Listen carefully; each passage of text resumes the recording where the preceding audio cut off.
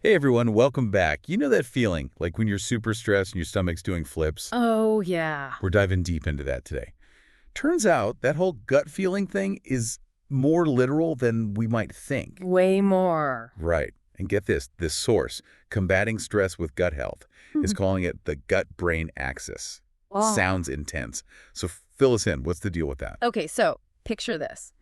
A superhighway, but instead of just emails and stuff, it's like trucks going back and forth nonstop between your gut and your brain. Whoa. Yeah. And there are three major routes on this highway. Your nerves, your hormones, and even your immune system all sending messages back and forth. Okay, so not just a one-way street. It's like a constant conversation going on. Exactly. So is that why I get butterflies in my stomach when I'm nervous? Yeah, Like before a big presentation or something? Is that literally my nerves driving down to my gut and freaking out? you got it. And that star player there, that's your vagus nerve, the express lane on that highway. But when it gets, overactive from stress, yeah, that's when the digestive drama starts. Hold on. So is that what causes IBS? I mean, I've always heard it's super common, but nobody ever talk about what actually causes it. Huge factor, actually. Think about it.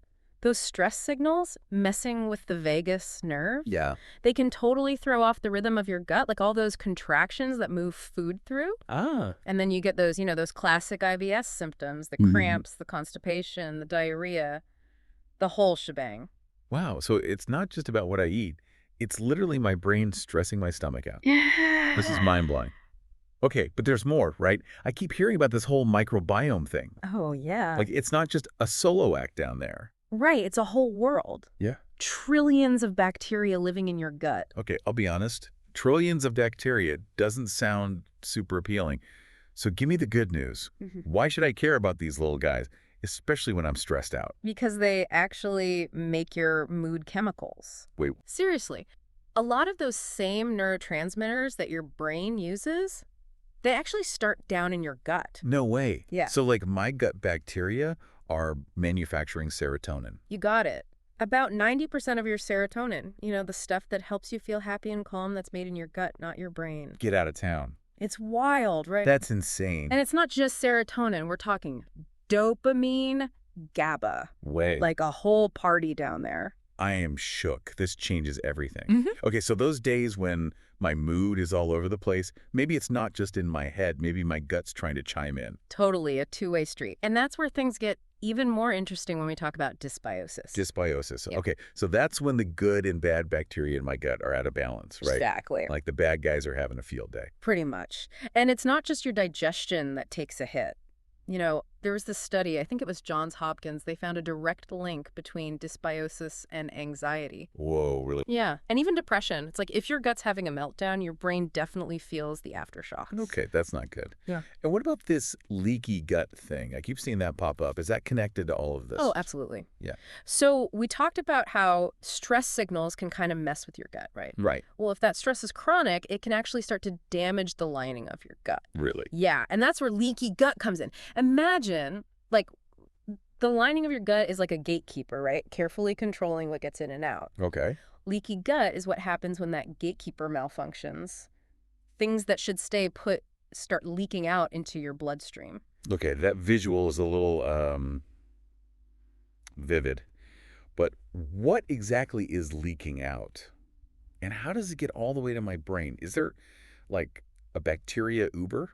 Not quite, but remember those endotoxins we were talking about? Vaguely. Things like LPS, which is something certain bacteria release, that can actually sneak through that leaky gut and act like little troublemakers in your bloodstream. Oh, no. Yeah, it triggers your immune system, which then creates inflammation. And not just in your gut, but throughout your whole body, including your brain. Wait, hold on. So it's not just a one-way street. My brain's stressing my gut out, but then my inflamed gut can actually send signals back to my brain, making the stress even worse. Exactly. It's like a vicious cycle. It really is. And the research on this is getting, more and more solid. There was a study last year, I think it was in Cell, and they found that LPS in the bloodstream was directly linked to more anxious behavior in mice. Mice, huh? So what does that mean for us humans? Well, it's looking pretty likely that the connection holds true for us too. Okay, this is getting kind of scary. So we've got stress signals messing with our gut, which could lead to leaky gut, which then sends inflammatory signals back to the brain making the stress worse. It's a lot, right? It's a lot. So is there any way to, like, break the cycle? There is. And this is the good news. Remember how we were saying your gut bacteria are super powerful? Well, we can actually help shift that balance back towards the good guys. Okay, that's what I want to hear. So tell me, what can I actually do about all of this? So how do we do that? How do we make sure the good guys win this gut bacteria battle? Well, it starts with what you eat. Remember those trillions of bacteria? They need the right fuel. Okay, so time to ditch the donuts, stock up on kale smoothies. Yeah. I'm kidding, but you know what I mean. This is the part where I usually tune out. I hear ya. But trust me, it's not as bad as you think.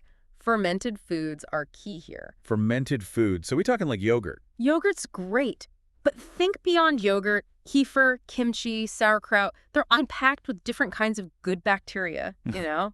Like those are the little soldiers we want on our side. So it's not just about getting more good bacteria, it's about diversifying. Exactly. Think of it like a rainforest, right? The more diverse it is, the healthier it is. Same goes for your gut. That makes sense. Okay, so we're adding sauerkraut to the shopping list, but what about those of us who, maybe aren't fans of fermented foods? Are there other ways to support the good guys? Absolutely. Probiotic supplements can be really helpful.